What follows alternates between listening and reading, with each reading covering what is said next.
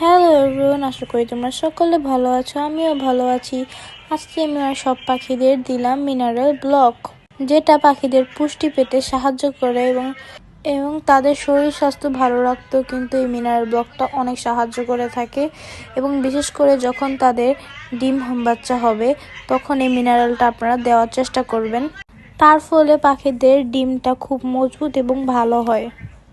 এবং এই মিনারেল ব্লকটি আমি আমার ঘুঘুদেরও দিয়ে থাকি, কেননা আমার ঘুঘুদের গতবার ডিমগুলো নষ্ট গিয়েছিল এবং আমি তার জন্য খুব চিন্তায় পড়ে যাই।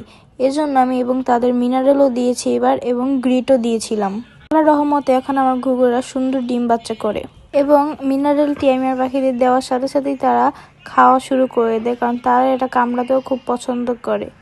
এবং আপনারা চাইলে এই মিনারেলটি ঝুলিয়েও দিতে পারেন বা এভাবে আমার মতো করেও দিতে পারেন। আমার পাখিরা কিন্তু দেখেন এটা খুব সুন্দর করেই খাচ্ছে। মিনারেলে রয়েছে জিঙ্ক, খনিজ এবং আরো বিভিন্ন ধরনের জিনিস দিয়ে তৈরি হয় এই মিনারেলটি।